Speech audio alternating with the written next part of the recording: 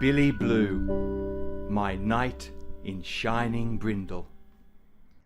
Welcome to another episode of A Poet Reads to Write.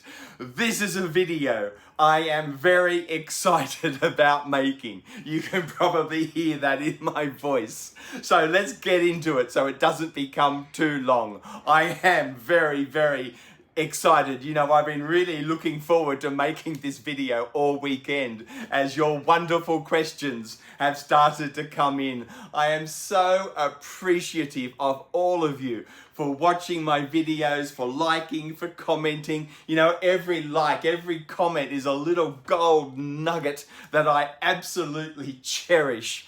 And I love you, my readers. Thank you for all the likes and the congratulations, and really for asking all these questions as well. So let's get into it. All right. Lorika, Anna, David and Ellen, you gems. You have asked about my beginnings as a poet. You know, when did I first realize that I wanted to become a poet? I'm not sure whether to keep this in my hands where all the questions are or not, because I like to throw my arms about a bit. I think I might get rid of it. All right, now I can be a little more animated. All right, my beginnings as a poet. It would have been sometime in my 20s. You know, as I've said in the past, I was a very slow uptaker of reading. As a kid, I didn't read at all. I hated books. You know, I grew up in a home where there was only the Bible and books by Billy Graham. You know, not that my parents were anti-book, it just wasn't part of their lives, so it wasn't something they could share with me. You know, it's just the way it was. I didn't grow up in a bookish home at all, so I never got it. I was a very resistant reader as a kid. As I've said in the past, you know, it wasn't until when I was about 12 or 13, I had this teacher who read the C.S. Lewis Narnian Chronicles to me. And I fell in love with just the mystery, the magic of all of that world building. And then when I was 13 or 14, I was assigned The Hobbit to read at school as a class text. And wow, you know, while I'm sure I didn't enjoy my English classes and I didn't enjoy learning to write essays or doing anything like that on The Hobbit, I do remember the sparks of joy that went off inside my head, you know, somewhere behind my eyes as you turn the page to find out what was going to happen next. But, you know, as a teenager, I started to read. I started to love things. I went straight from The Hobbit to Lord of the Rings, and then discovered other sort of heroic or high fantasy works, I guess, things that were recommended to me. But I was a slow reader. You know, I never did anything much at school. You know, I started to do my best when I was sort of 14, 15, 16, 17. But I never really set the world on fire. I never really did anything much. I went to Sydney University and decided to study. I wanted to do English and history because I wanted to be a teacher. You know, I loved teenagers. I thought I could make a difference. You know, that evangelical Protestant way of being in the world. You want to make a contribution. You know, it's about sharing your gifts with others. You know, life is about making things better for other people. And I was very much imbued in that type of psychology. I wanted to save the world. So I knew I wanted to be a teacher. That was going to be my way of making a difference. So when I went to Sydney Uni, I straight away studied English and history, not because I necessarily wanted to study those subjects, but I knew they were subjects that you could teach in a high school. So that's why I chose them. I straight away fell in love with history. I loved history very much. To be honest, at Sydney University, I was hopeless at English. I did it for my 3 years. I did a major in English, but I never did set the world on fire or did anything in English. I never worked out how to write a good English essay at all. I was hopeless. There you go. I would have, by preference dropped English and did other subjects like anthropology or something if I had had my choice. But as I said, I was really committed to teaching and I thought I needed English and history. Straight away, I really took to history. And philosophy. They were my other two majors. And I took to them very much. I got good grades in history and philosophy. And I did really well in those subjects. But for some reason, I never worked out how to do English.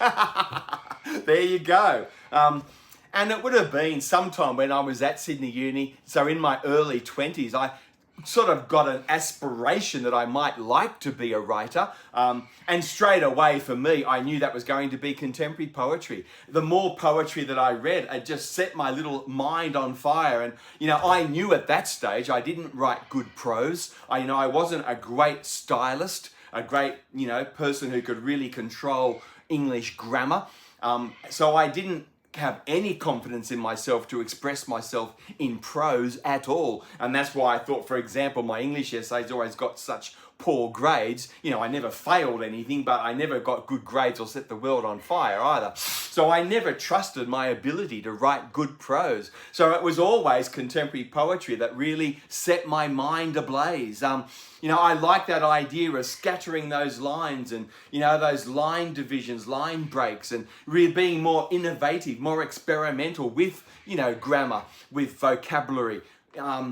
That really just excited me. And I always had this feeling that it was something maybe one day I would be able to do. And so that's when I first, I suppose, started to daydream about being a poet. And for me, as I said, it was always a poet that I wanted to be, never a prose writer. I never had any confidence in my ability to write good prose at all. So it was as poetry. But oh gosh, it wouldn't have been until I was in my late 20s that I actually started to do a bit of writing after I'd done a lot of reading. And at that stage, of course, I'd already left Sydney University and I was already working as a classroom teacher of English and history to begin with, before I then reinvented myself as an outdoor educator of large sport and camping programs. I think it was in my early 30s that I reinvented myself in that position as outdoor educator and sports coordinator. And I was running, big Duke of Edinburgh programs and all sorts of things like that, often for kids who had been identified as being in need, disengaged adolescents.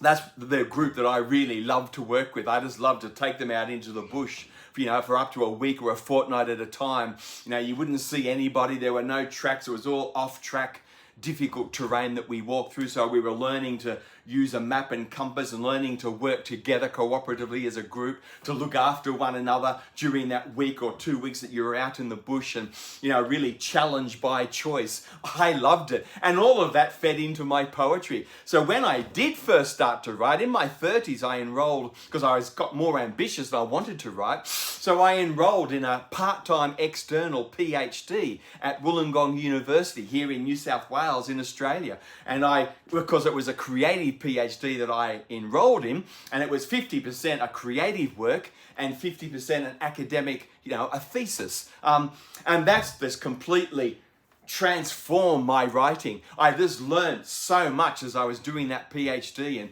workshopping poems and the beginnings of a thesis and ideas. And, my mentors at the Wollongong University were fantastic at working out what sort of poet I was, edging towards, and they would be recommending things to me all the time. So that just completely transformed my writing. And I spent more than 10 years doing that part-time external PhD while I was working full-time. My PhD was just a hobby. I never thought of it as anything more than a hobby. I never had any aspirations about being a teacher in a university or anything like that. As I said, I still really didn't trust my ability to write good prose, to set the world on fire as an academic. I think I always knew that my way of being in the world was very much as an emotional and intuitive thinker. I'm very much a creative thinker. I like to skate over the surface of lots of different things and bring all these disparate connections together into my headspace and see what I can do with them. So, if I was ever going to make an impact on the world, I knew it would be in poetry, not as an academic. And then in my 30s, I started to send poetry off to managed journals and things with the, encouragement of my mentors during that PhD program. And then I was really lucky, to begin with. Of course, it was just rejection after rejection after rejection. And then slowly the tide turned and I started to get a few poems accepted for publication. And of course, I was proud of Punch. Those first poems that got accepted for publication. Oh, wow. It really did something for me. And then, of course, I was just in love with that feeling. I just wanted more. And I think it was in my late 30s, probably early 40s actually, before I published my first collection. And that first collection grew out of my PhD program. And believe it or not, when I first started writing poetry, so my first collection of poetry, Sweetened in Coals, has no confessional poetic at all. It is completely 100% a work of nature poetry. My mentors at Wollongong Uni always called me their dirty little nature poet. So I was writing nature poetry and poetics of place. I wanted to write poems to celebrate, to capture a beautiful place. And for me, that was normally some place, a mountaintop, an incredible scenic view, a river perhaps, in a national park in New South Wales, where I was walking with kids and sharing that Duke of Edinburgh, that outdoor education experience. So that's what my whole first collection was about. I didn't start writing the confessional poetic until I was in my 40s, late 40s probably, and that was not by choice, believe me. Even though I had mental health problems and I was already struggling, and then of course I was in my early 30s when my two brothers passed away in accidents, and I was diagnosed with PTSD and severe depression, which I thus resisted and threw into overworking, of course. So I did not choose to be a confessional poet at all. I hated confessional poetry. I resisted it for a long time. For a long time, I kept to my nature poetry and my poetry of place. That's what I studied in my PhD. That's what my first collection was. And that's what I wanted to do for the rest of my life. It was when I was living in Melbourne that the confessional poetic just crashed in and I realized I didn't have any choice anymore. So it would be confessional poetry that I would be doing, unfortunately. I am not happy about it. I have resisted it for a long while. But yes, it is what I have now become known for. So Fume, and even more so Cactus, and then of course this new autobiographical verse novel that I'm writing, Hounded, they're very much informed by the confessional poetic. I've resisted it. I don't like it. I don't feel comfortable with it. There's a lot of poetry that I'm writing that I can't read in public because I end up in a mess of tears. So I don't like it at all, but it is what has chosen me and it's what I'm stuck with. There you go. The origins of my journey, my adventure as poet. All right, my favorite poets. Oh my goodness. Lorica, Ellen, Jenny, Maeve, and A.T. Pennington. Oh my goodness, some of my favorite channels I've already mentioned in the first two questions. They wanted to know about my favorite books and my favorite poets. Oh my goodness, where do you start? All right. In Australian poetry, and I'm going to be missing out lots of people who I absolutely love. For me, probably my favourite poet is whoever I'm currently reading.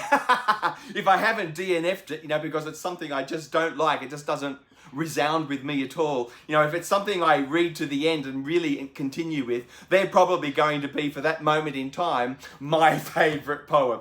But these are some of the ones that have really stuck with me for over a long period of time. Caroline Caddy is a wonderful poet from Western Australia, regional Western Australia.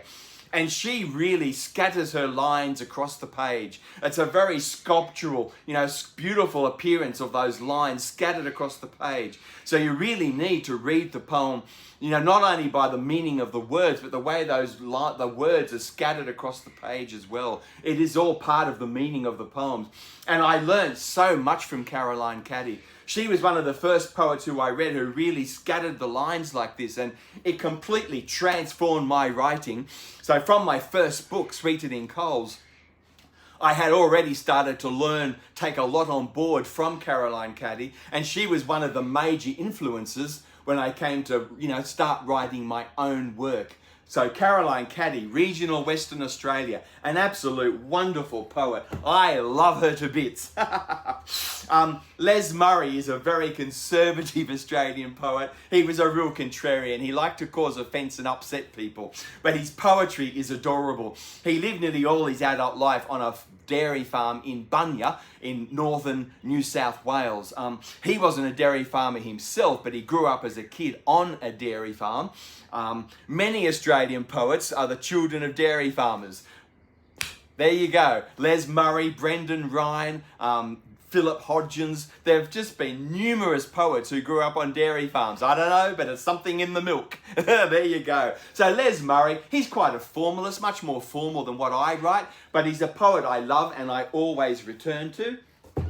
Judith Wright is another older poet who I just adore. She was very progressive, left-wing in her politics, so that's another reason why I love Judith Wright a lot. Judith Wright was predominantly a mid-late 20th century poet in New South Wales, grew up in Armidale in that farming district, very wealthy farming district, lived a lot of her life in the ACT around Canberra. I just love Judith Wright to bits. I've done a lot of a literary essay and quite a few review works on things connected with Judith Wright. She's one of the poets I really love. I've done a couple of things on Judith Wright that you can read in that a very prestigious online poetry journal called Cordite Poetry Review. So if you go to Cordite Poetry Review and then in the searching type up my name on Judith Wright, you'll come up with some stuff that I've done on her. She's one of those poets who I love to bits.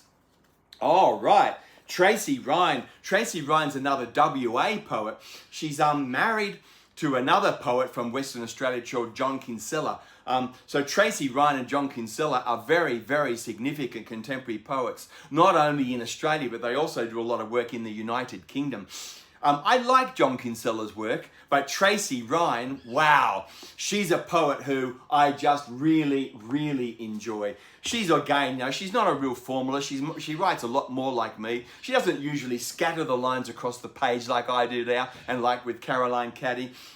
But she's a poet that I've learnt a lot from, particularly how to manage emotion and how to create those strong emotional spaces in a poem and how to create character. So Tracy Ryan's a poet I love. Oh my goodness, Lucy Dougan. She's another Western Australian poet from Perth, and I just love her work. She's again a bit more formal than me, but she's a beautiful poet. She's one of those people who can, like Mary Oliver or somebody like that, she can manage fraught emotional states in such a way that it is just bounding, gleaming with resilience and energy. They're absolutely beautiful poems. I don't write like Lucy Dougan, but she is a poet I much admire. I just love her work to bits. She's absolutely marvellous. Oh, Robert Adamson.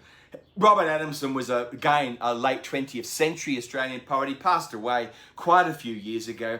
He lived most of his adult life on the Hawkesbury River, just north of Sydney, around that Newcastle region in the Hunter Valley. Robert Adamson is a beautiful nature poet and a beautiful poet of place. In particular, he celebrated this wild river. An absolutely marvellous poet. He's a poet that I always return to. When I was writing my nature poetry and my poetics of place, poets like Judith Wright and Robert Adamson were major influences. So when I wrote my thesis, there was a lot of references to both Wright and Adamson. Likewise for this guy. This is another 20th century poet, R.F. Brissenden. This is an absolutely majestic book. He was, I think, an ambassador or worked in that sort of embassy type staff for many years, and he died quite young, unfortunately. So he didn't write very much, but what he wrote, oh my goodness. He's one of Australia's best nature poets and poets of place. I just love him to bits. I get this book, like Adamson and Wright, I get this down off my shelf regularly to reread. You know, even now that I've given myself over to the dark side, the confessional poetic, I still return to that nature poetry and poetry of place all the time.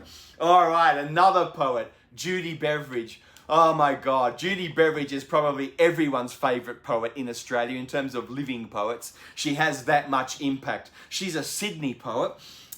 Absolutely marvellous. Again, like a lot of these people, she writes nature poetry, poetry of place, and she's also a Buddhist. So she's written some verse cycles exploring the life of Buddha and people around that inner circle of Buddha. So she's done a lot of that sort of work as well. But Judy Beveridge, oh my goodness, she's one of those poets like Lucy Dougan, Mary Oliver, but particularly Lucy Dougan. Judy Beveridge is one of those poets who can write a poem about really fraught emotional states, even about violence and the impact on violence in the lives of a community or in the lives of people.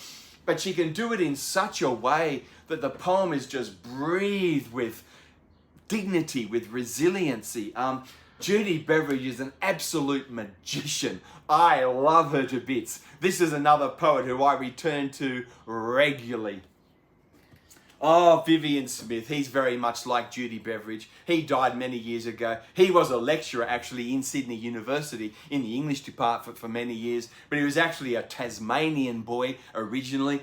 So a lot of his poetry, again, is nature poetry, poetry of place, and much of it is set. Some of it is set in Sydney when he moved to Sydney for his whole adult life when he was a lecturer or reader in English at Sydney University.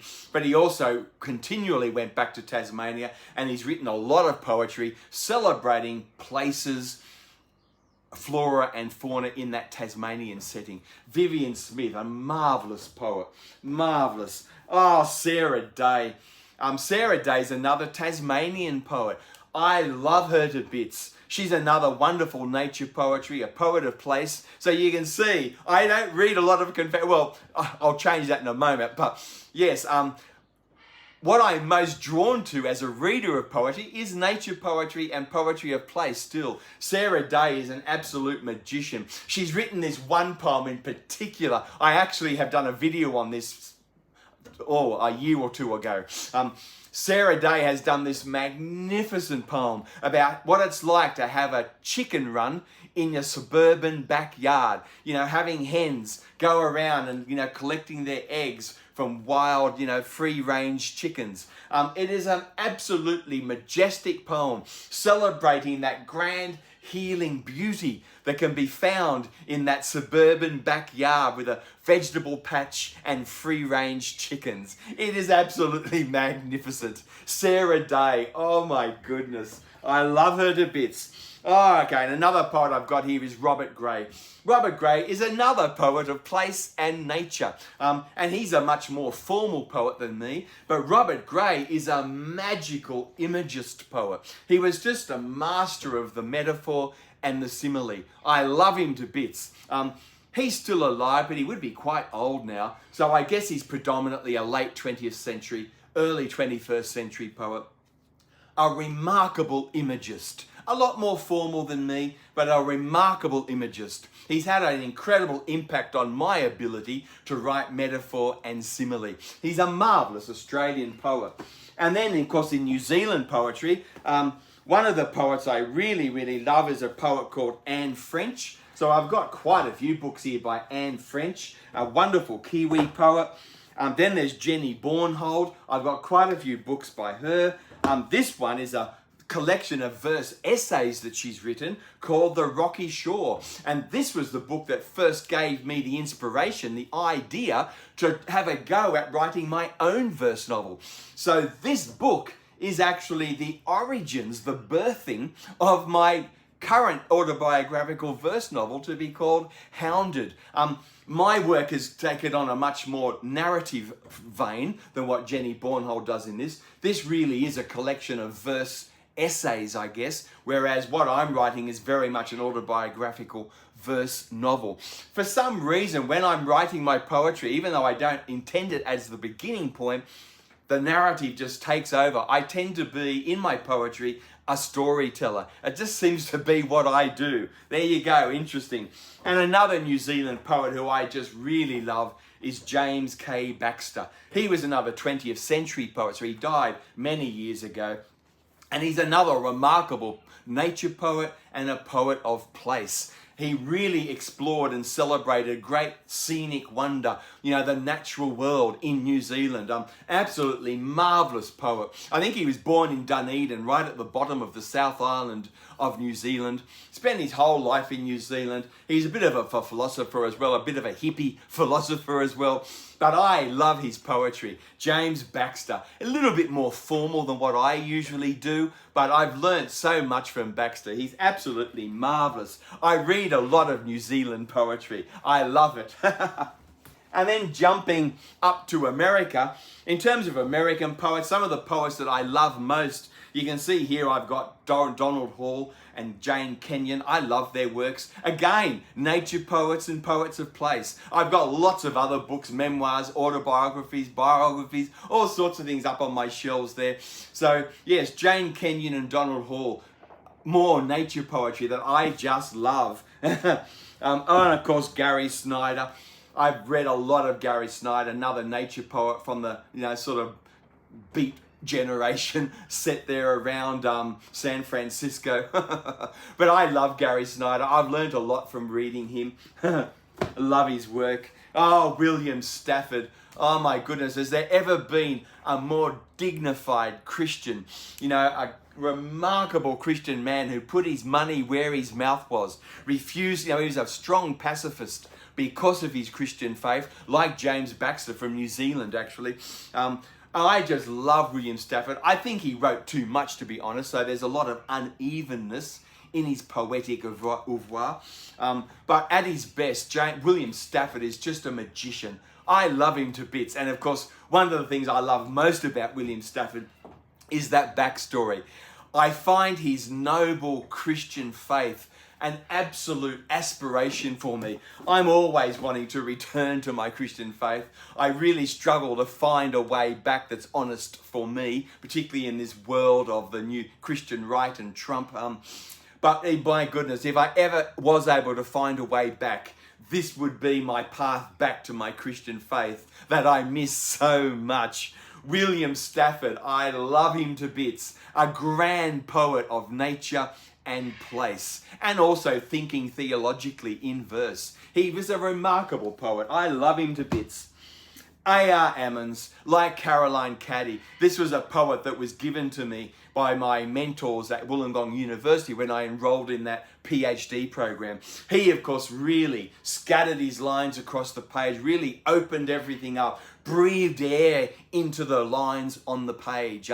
So you really, to really read an A.R. Ammons or Archie Ammons poem, you really need to not only listen to the poem, but also use the eye and see the lines, the words on the page, because it is very sculptural and it is part of the meaning, part of the celebration of the verse. So very early on in my PhD program, my mentors realized that I was very much working in that vein of nature poetry, of place poetry, and I really wanted to scatter, that was before I was actually doing it, but my mentors there gave me Archie Ammons and Caroline Caddy and other poets like that, and that's what really just breathed all that space, that air into my own writing. It was when I discovered Ammons and Caddy that my own poetry started to make sense and come together, and that was when I started to get things accepted in journals.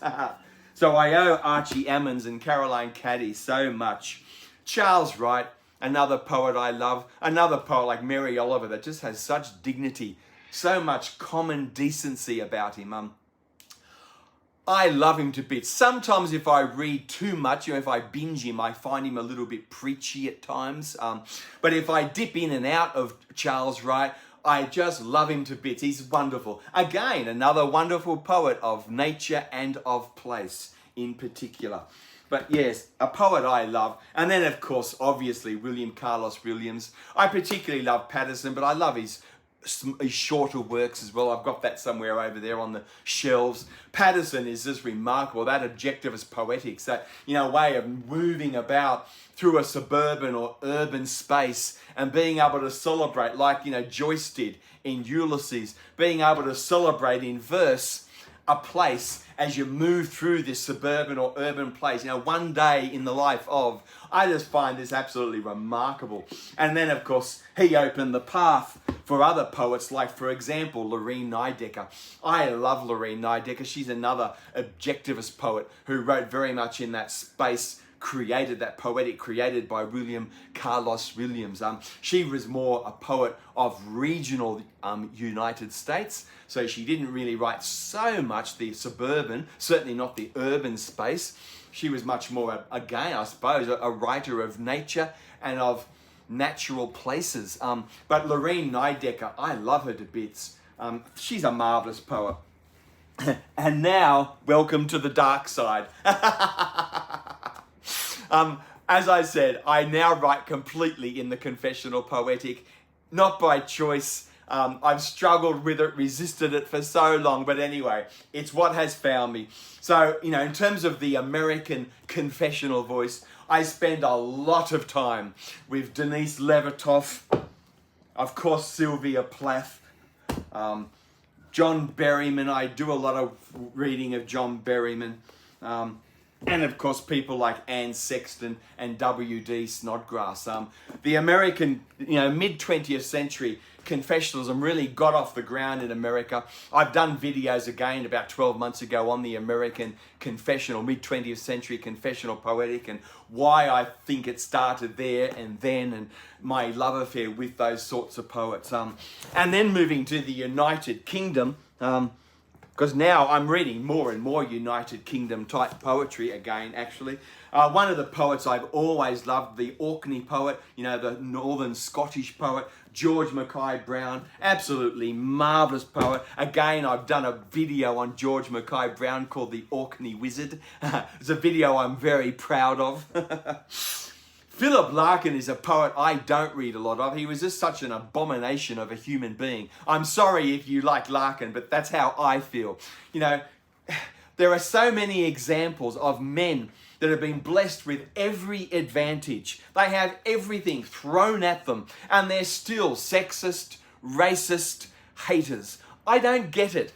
Somebody like Larkin should have had a lot more generosity of spirit, a lot more nobility of spirit. But one of the things I love about Philip Larkin, and he's really transformed my writing, is for Larkin, less is more. And Larkin, of course, is known as one of the greatest poets of the 20th century anywhere in the world.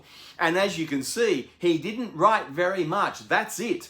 And I love that commitment to less is more. I don't like that commitment to, writing more and more and more, and writing quickly to get more and more stuff published. I hate that. It creates a real unevenness in quality, and I don't like it. It's not my way of doing poetry. So I don't really like Larkin as a human being, but I loved his commitment to less is more. And that's certainly what I want with my life. I want to write less, but write well, if possible. So Larkin is a great commitment and aspiration for me in that way. Oh, Lynette Roberts. Lynette Roberts is a Welsh 20th century poet. I just love her to bits. She's very much a modernist poet, in that same sort of era as Dylan Thomas. And I love Dylan Thomas in small measure as well. But Lynette Roberts, oh my goodness. I really like Lynette Roberts. I think, again, there's a little bit of unevenness here. She wrote a little bit too much. Some long poems as well, which I find a little bit uneven to my ear. But Lynette Roberts at her best, fantastic poet. Another poet of nature and of place. Simon Armitage, the current poet laureate, Paper Aeroplane. What a title for a new and selected. Oh my goodness. Paper Aeroplane.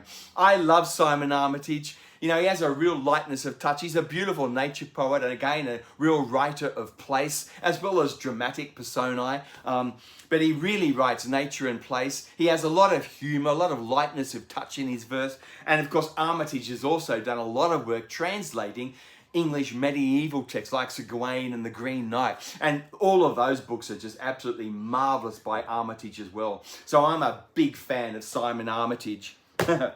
All right, Owen Shears, another young Welsh poet. I love him to bits. He's done, as well as writing nature and place, he also does a lot of war poetry. And he hasn't been to war himself, but he's been very drawn to engage with returned soldiers to the United Kingdom and to write their story. He's done some very powerful work on living with PTSD and what it is like to return to the United Kingdom, living with PTSD from war service, and exploring that headspace. I find Owen Shears a majestical young Welsh poet. Jo Shapcott's another English poet alive at the moment. I just love Jo Shapcott's work. I love all of her work. She again writes nature and place, a lot of humour, a lot of dramatic personae. I love Jo Shapcott's work. This is just one book of hers that I have, but she's a majestic English poet. Seamus Heaney, well, I've done poets on Heaney's translation of Beowulf, haven't I? Some of the best videos I've created, actually, in terms of their viewers. Seamus Heaney, an Irish poet who, moved from Belfast and moved back to Dublin, to the Irish Republic. I love Seamus Heaney to bits. I also love James Joyce, and I did a video about 12 months ago on James Joyce's poetry as well. People forget that he was a poet, not just a novelist. He wrote some beautiful poetry. Again, real poetry of nature and of place. But Seamus Heaney, absolutely majestic. I love everything Heaney did. Don Patterson, another contemporary Scottish poet. I love his work. Stevie Smith, the beginnings, I suppose, of the confessional poetic into the United Kingdom context. I don't write like Stevie Smith. She has a wicked, sly sense of humour. She's probably a lot more formal than what I am, but I love reading her work. This is a beautiful collection I've got here of her drawings alongside her poetry. It's the way to read Stevie Smith. If you want to read Stevie Smith, you need to see the drawings that she intended to be published alongside the poems. They just echo back off one another, and they're absolutely marvellous. Stevie Smith, oh my. Oh, and then, of course, Ted Hughes. I'm a very, very big fan of Ted Hughes, always have been. Again, a remarkable poet of nature and of place, of violence in the natural world, a really dramatic, really richly evocative poet. I love his work. He wrote a lot, mostly of high quality work to my ear and eye. I love Ted Hughes very much. All right. Where are we up to? Because this video is getting a bit long, isn't it? Sorry, I'll have to trust your ability to hopefully turn things off when you want to and come back to it. If there was an era or a period that you could time travel to, when would it be? This is by the wonderful Tracy over there at Tracy's Nordic Light. What a question. And it's an easy one for me to answer. I would go back to the ancient Assyrian Empire at its height, under the great king, the king of the world, Ashurbanipal. And I would love to work as a librarian in Ashurbanipal's library there in Nineveh. So yes, if I could go to any era or period and work, it would be as a librarian in Ashurbanipal's library in Nineveh. Oh, wow. I would love that to bits. I did a video again a couple of months ago on the great keeper of cuneiform from the British Museum, Irving Finkel, on ghosts. And, that's my love affair with cuneiform, with Nineveh, with Ashurbanipal. So, yes, I would love to be a librarian in Ashurbanipal's grand library over there in Nineveh. Oh, boy. All right, 4. If you could space travel or time travel, what authors would you most like to meet? This is a wonderful question from Bronwyn and Brian. Oh boy, 2 fantastic viewers that are always so generous and kind to me. Who would I like to meet? I would really like to meet George Mackay Brown, that wonderful Orkney poet. Not only was he a wonderful poet, but he was a Catholic convert, like me, in fact. only he lived as a Catholic for the rest of his life. He was a real mystical thinker and writer. You know, he didn't really write theology, but he did explore mysticism, particularly Catholic mysticism, in his prose, novel, fiction writing, as well as his poetry. And I would love to meet George Mackay Brown, to be in a pub with him, to enjoy some porter, some black beer, and talk about theology, Christ, and poetry. So yes, I think it would be George Mackay Brown. All right, are there genres you don't read? This is a question from Tracy, Kim, and Stuart. Oh, again, wonderful booktubers that are so generous and kind. Are there genres you don't read? Not deliberately. I'm very promiscuous with my reading, really. I'll read anything that's given to me or thrown my way. You know, as I said, I work as a book reviewer, so I'll review anything that comes my way. I guess I don't read much science fiction, and I haven't in the past read much horror. And I haven't read many graphic novels, not by design. I've actually always wanted to read graphic novels, but they're expensive often to buy. I can't go to a library because I can't go anywhere where I can't take my billy. So graphic novels can be a little more expensive, I guess. And I don't know why I haven't really got into them. I'm sure I would love graphic novels, so that's something I would like to read a lot more of. And as for science fiction and horror, well, BookTube has started to inspire me to read both of them. So I have started, you know, I've done some videos about in the last 6 months on Shirley Jackson, on The Turn of the Screw, and I've been going back to my classic horror, you know, Dracula, Frankenstein, Jekyll and Hyde, all that sort of stuff. So BookTube has inspired me to start reading a bit of horror, and of course, the wonderful Daniela over there at Uncommon Reader, she has given me the absolute blessing. She's blessed me with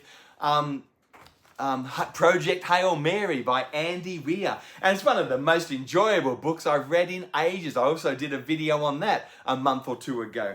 So I have started to read a little bit of science fiction, and I loved it. I love fantasy. I don't know why I've never read science fiction. Well, I do know. There are a few reasons why I haven't. But I am overcoming some of those obstacles now, thanks to Daniela at Uncommon Reader. Why did you start your BookTube channel, and what are your ambitions for it? This is a wonderful question by Brian, by Kim, and by Stuart. Why did I start it? Well, because I couldn't go to book festivals anymore. And my publisher told me, you know, if you don't do the literary circuit, particularly when the books you're trying to sell are books of poetry, you know, it's already a hard sell. And if you're not going to go to book festivals and shake and sign the books, shake hands, sign books and things, you're not going to sell many copies. So why publish if you aren't going to sell the books? You know, they're just going to sit on shelves and get pulped eventually. So really, I started my channel because I had to. It's one of the best things I've ever done. I am now so glad that I've done this. It's been one of the best things I've done in the last 2 years, seriously. But yes, I initially did it to sell books, to get my next book published. There you go. And what are my ambitions for it? Well, just to keep going, really. I try not to think too much in terms of numbers or ambitions, or, you know, as long as my publisher is happy with my channel, the growth in my channel, with the sales of my current books, you know, I'm also happy. So I don't really have any grand ambitions for my channel other than to just keep it going and to keep my publisher happy. Do I read to Billy? Oh, what a question, Lorica. Oh, you are majestic. Oh, that is a majestic question. Thank you, Lorica. No, I don't really read to Billy, but I talk to him all the time. At the moment, of course, most of my talking to Billy is about that ramp and trying to find the courage to do that ramp. We both love a cuddle, and I love picking Billy up. He loves a cuddle, so he loves being in my arms. But my leg is a really big problem. I've got a really big problem in my right hip, and I'm damn sure it's from picking up my poor boy. You know, I've been picking him up and carrying him up and down stairs now for 6 years, and it has finally caught up with me. Everyone warned me about this, told me that I should be getting him to do stairs with treats and buying a ramp and blah, blah, blah. Oh, Anyway, yes, they were right and I was wrong. I've got a big problem and I've caused it. So I spent a lot of time not reading to Billy, but certainly talking to him. He gets up with me every night while I read and while we're getting ready for bed. And I just love him to bits. And I always, I always tell Billy how much I love him. If people were walking past my little tiny home, they must really laugh at times, the conversations I have with Billy, my expressions of love. And I must admit, I have many dreams at night, and I often go to sleep at night hearing Billy sing into my ear, "I still choose you." So Billy sings many poems into my ear. They keep me going. I love that dog to bits. Oh, thank you for that wonderful question, Lorika. Why do you love The Wreck of the Deutschland so much? And what is your relationship to this poem and poet? That's a question by David over there at David Novak Reads Poetry. What a grand channel. The Wreck of the Deutschland. Wow. The Wreck of the Deutschland, for those who don't know, is a long epic poem, a verse cycle, a verse sequence. It's almost a verse novella, I guess. So it's a long poem in English by that Catholic Irish Jesuit priest, Hopkins. When Hopkins converted to Catholicism and then became a Jesuit priest, he actually gave up his poetry. It was one of the things he decided to do as a sign that he was fully committed to his Catholic faith and to being a Jesuit priest. He wanted to spend all of his headspace, all of his working life, working for Christ on earth as a priest. And he didn't want that selfish, self-centered, inward-looking thing of writing poetry. So he actually gave poetry up. But there was a shipwreck during his early years as a Jesuit priest, and on board the ship were a group of Catholic nuns going to a mission, and they all, of course, drowned in this shipwreck. And it made such an impression on Hopkins that he wrote this poem, The Wreck of the Deutschland, to celebrate the lives of these nuns that had drowned in this shipwreck. And he was given permission to return to poetry writing by the Jesuit order, by his Jesuit superiors. So The Wreck of the Deutschland, in some ways, my relationship with the poem, it was the beginnings of Hopkins as a poet. It really got him that permission to go back to writing poetry. And I just love Hopkins because he's a much more formal poet than me, a much more theological Catholic poet than I am. But his ear, that sprung rhythm that he invented, the ear. Hopkins is a poet that you have to read out loud. You cannot read him with your eye just on the page. You have to read it out loud and listen to it. And that's what I love about it. A lot of people think that contemporary poetry is often very flat, and it can read very flat on the page if you're just reading with your eye. But, with poetry, like, for example, mine, I don't use rhyme very often at all. Rhyme is a French thing anyway. It was imposed on English language poetry. Native English language poetry, of course, was alliterative in measure. It was never rhyming. It was imposed on the English poets by the French when they invaded the place in 1066 and took things over. So rhyming is not a feature of English poetics historically. But I love that idea that a poem has to be read out loud and listened to. It goes right back to the whole origins of poetry with the minstrel, with the oral storytelling. And I love it to bits.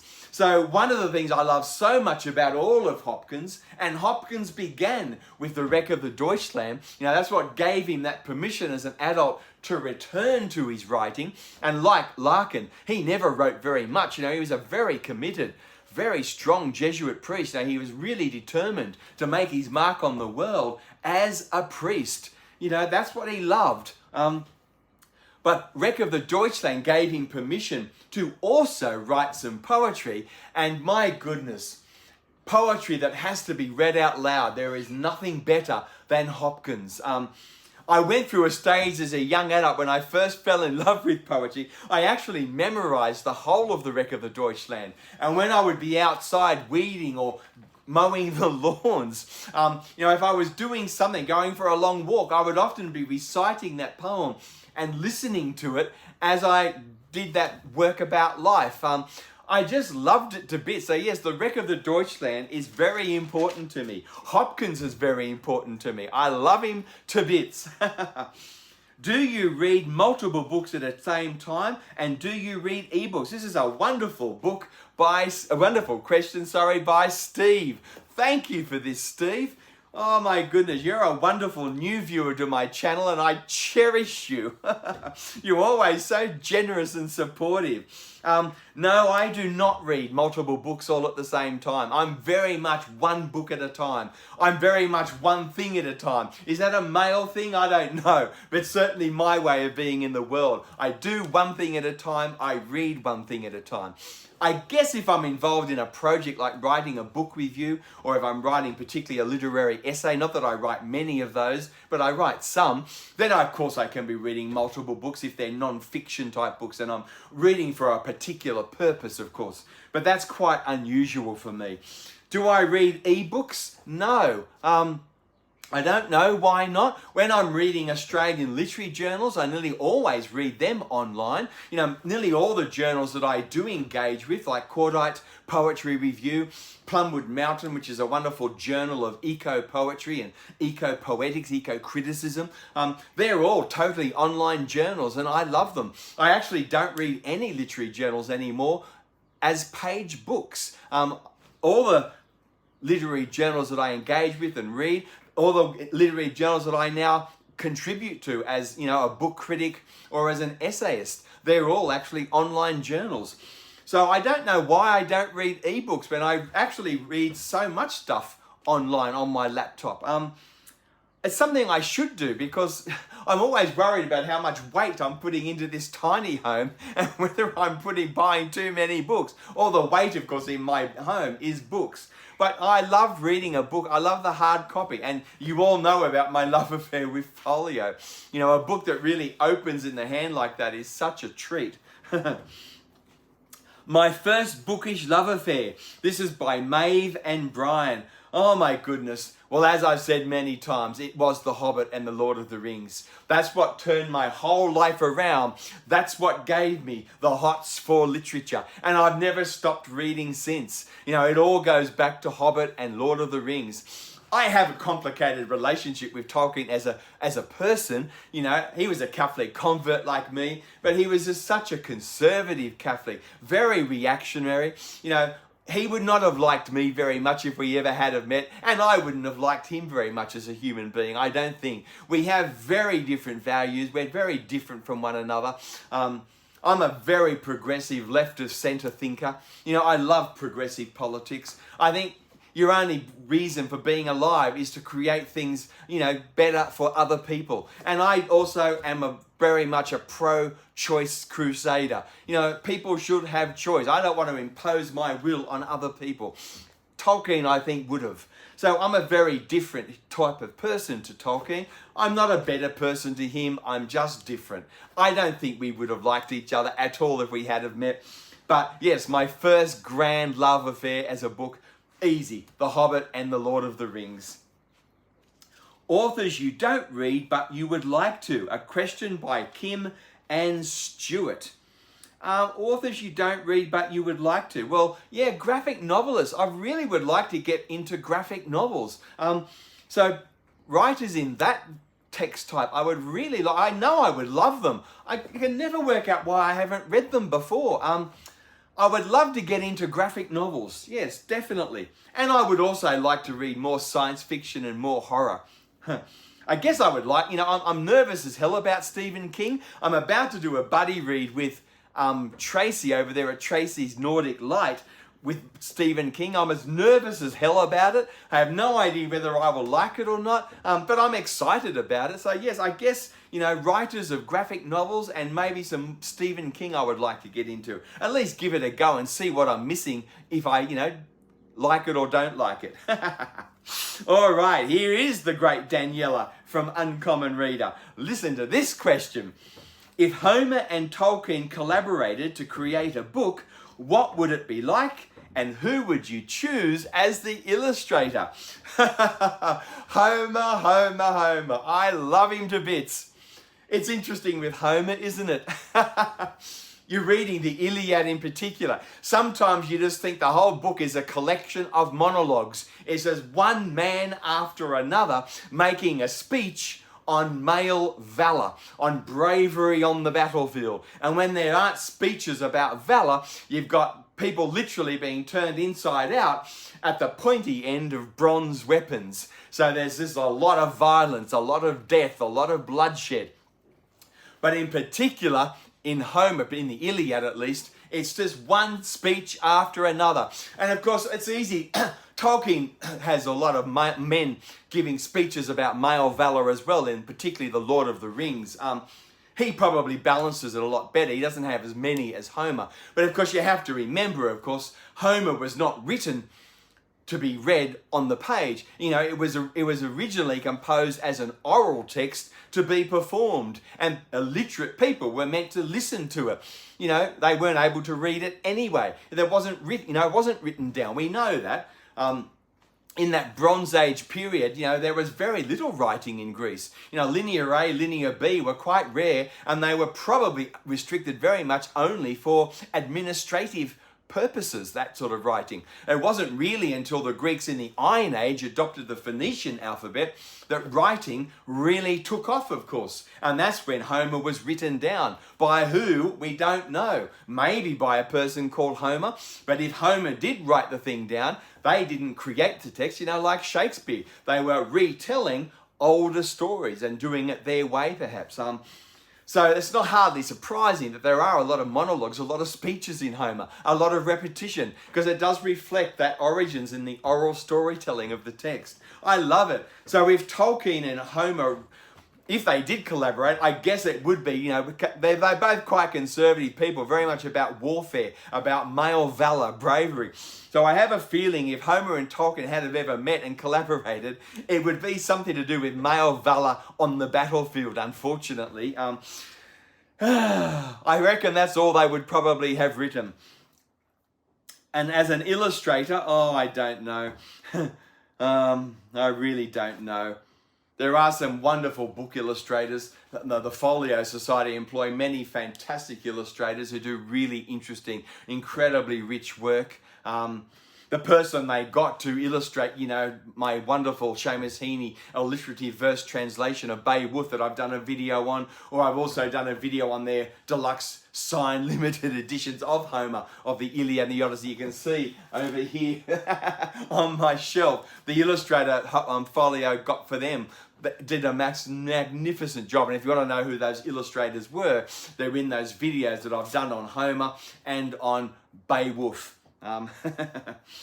So there you go. All right. How do you choose your next book? Julia. Oh, Julia, thanks for this wonderful question. How do I choose my next book? At the moment, I'm writing that autobiographical verse novel, and it's very much tied up because it is my autobiography. It is my living with severe depression and PTSD. So a lot of the books I'm choosing to read at the moment are to do with depression, suicidal ideation, you know, living with PTSD, because I'm using all this reading to nurture, to foster what I'm trying to do with my own work on Hounded. So that's how I choose what to read. Other than that, of course, I'm often given books to read by publishers who want me to write a review. So a lot of the books that I read have not been chosen by me, they've been sent to me, and people are hoping that I will write a review on them. So there's a lot of that in both of that. So thank you for your question, Julia. All right. What is your relationship with your talent, and what inspired you to become a writer? By Anna and Ellen. I have a complicated relationship with my talent, if that's what it is. When I was working as an outdoor educator and teacher, I felt fantastic. I felt like I was really like Hopkins, you know, when he had given up poetry, you know, and he was working as a Jesuit priest. I really felt like I had met my ministry in the world. You know, I was sent here to work with teenagers and to help make their lives better. I love teenagers. I love working with adolescents at risk, disengaged youth. I love trying to make a difference to them and show them a way forward. And I just love that work to bits. Loved it too much, so I overworked, and it was one of the things that helped bring me undone. So I often feel very guilty about just sitting in this chair, reading and writing. I actually feel a bit guilty about it, like Hopkins with his poetry. I feel like I shouldn't be doing more for others. I shouldn't be just having my own headspace and having all this time to read and write. I do feel a bit guilty about it sometimes, actually. But don't feel sorry for me, because I also love it to bits. I am so proud of every book I write. I am really proud of BookTube and what I'm creating on BookTube. I really love that. And I do think about when I pass away, I do hope that the last thing I think of after my precious Billy Blue and my wonderful kids and grandkids, the last thing I think of is going to be this channel and the books that I will leave behind. I do want to live in the memory of people after I've gone, and I do often think about that, probably a bit much. So there you go. So thank you, Anna and Ellen and Julia, for that wonderful question. All right, if there was one book you would love to see as a folio edition, what would it be? This is a wonderful question by A.T. Pennington, that wonderful channel, Away with Words. If you want to explore a booktuber who has a 100% commitment to the BookTube video as work of art, it is A.T. Pennington at Away with Words. Give his channel a go. Subscribe. Watch his videos. He is an absolute gem. He is an artist.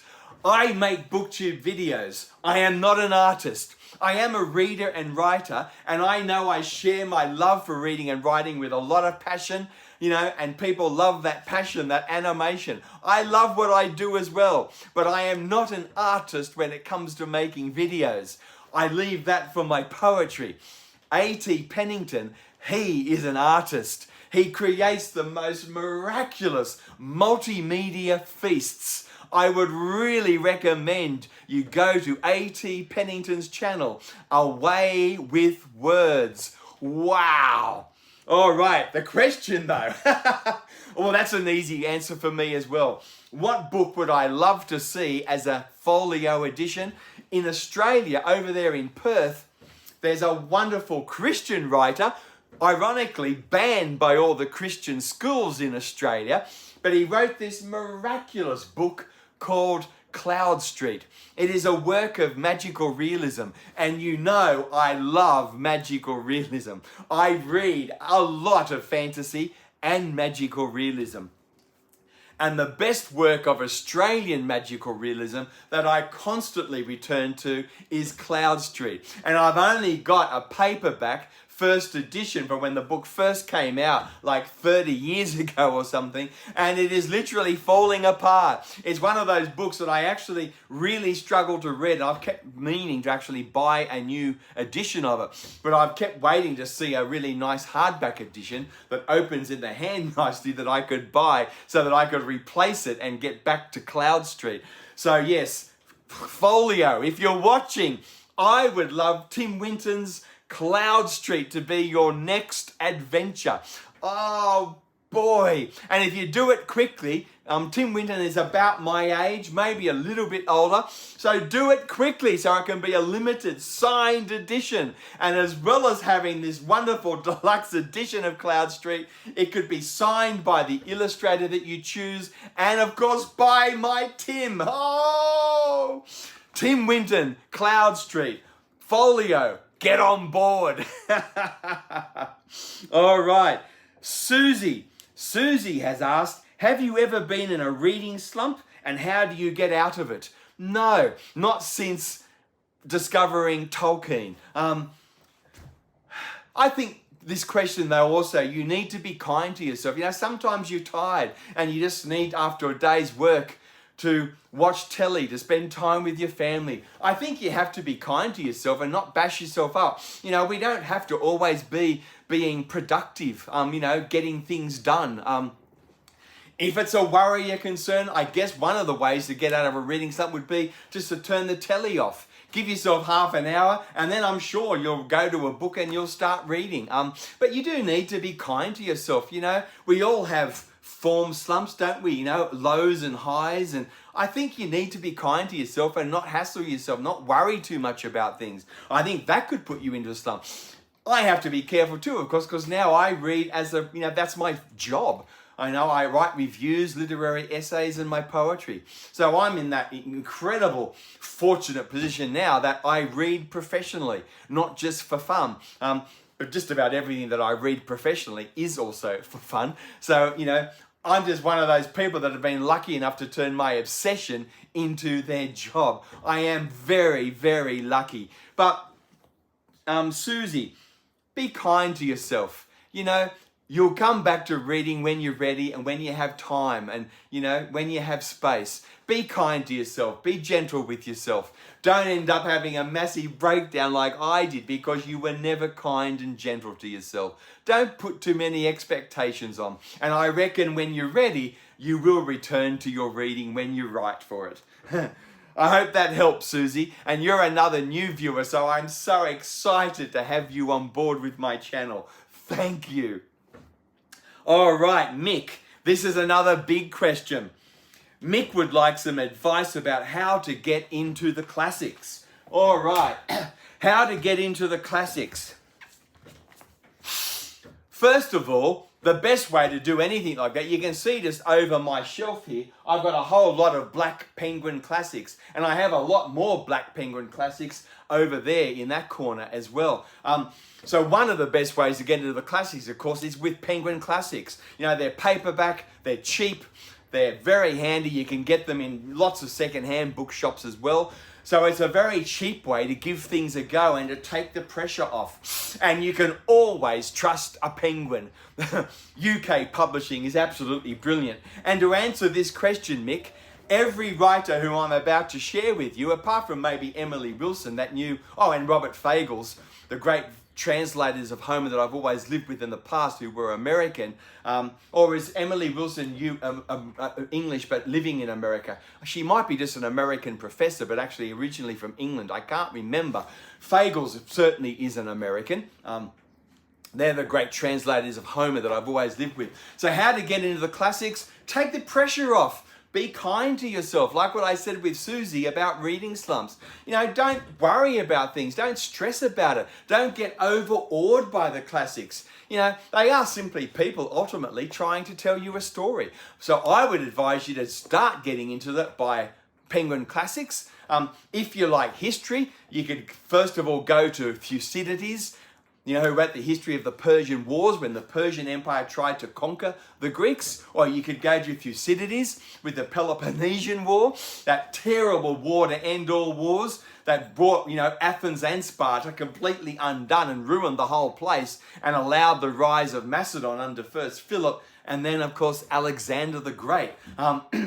So you could do Herodotus or Thucydides. Of course, there's the other great Greek writer, Plutarch, who was a priest at the Oracle of Delphi at Apollo. And he, of course, came up with this wonderful, unique way of writing history, of joining biographies, of pairing a Greek hero from the past with a Roman character.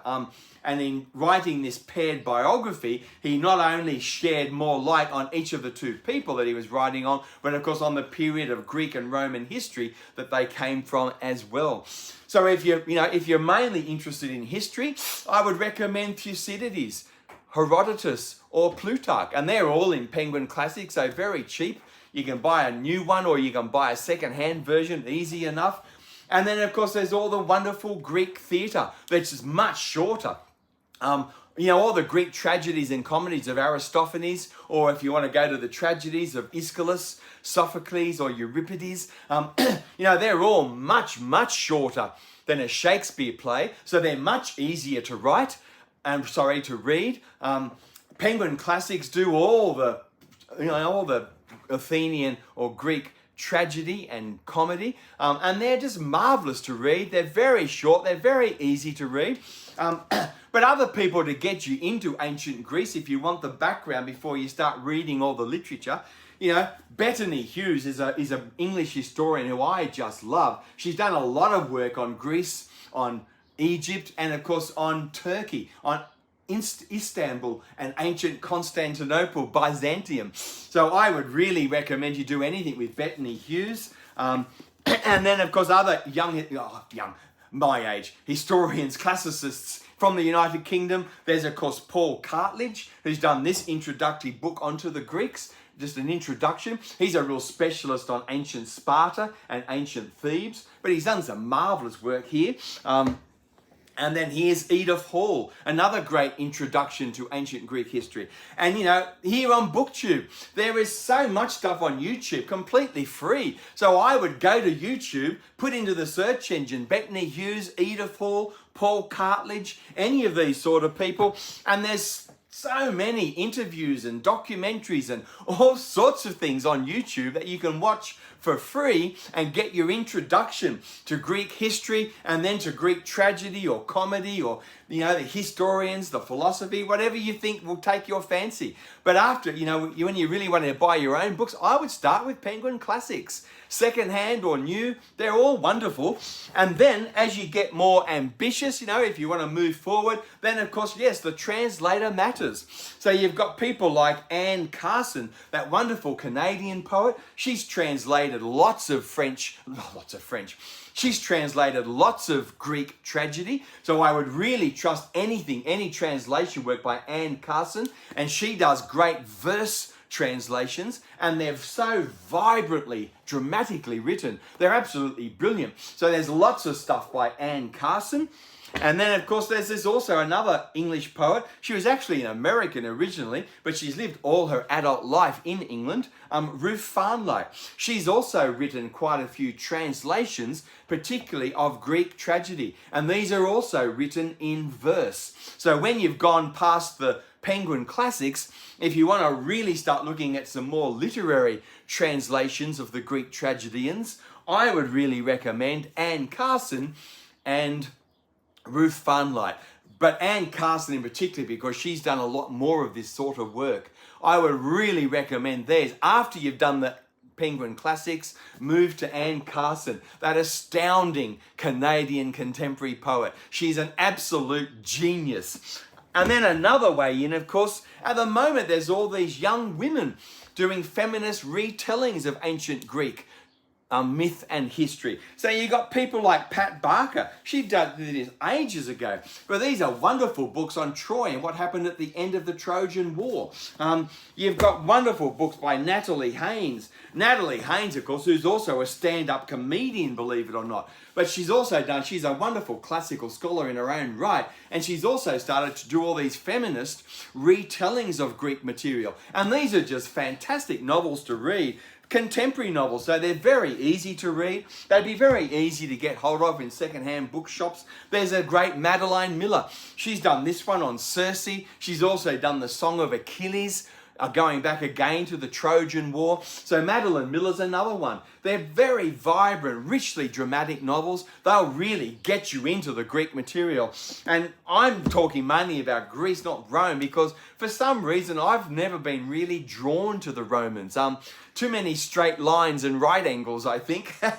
Too much engineering. I'm more drawn to the messy, chaotic mess of the Greeks. I've just always loved Greek stuff to bits. And I'm no academic. I'm no classical scholar. I have no access to Latin or to classical Greek at all. I'm simply an enthusiast, an amateur. So I would just not be overawed by it. Just start with the Penguin Classics. Go to BookTube, watch lots of videos to tune your ear to the history, to the connections of the place. And I reckon you'll have an absolute blast, Mick. So that's what I reckon. I am so grateful for everyone. This has got over an hour, so this is going to be a very long video. I hope you don't mind and you keep watching it. But I have been so blessed and loved by everyone who's congratulated me on my 2nd anniversary and has sent in all these questions. I feel absolutely $1,000,000 and you've made me feel that way. Thank you and bye for now.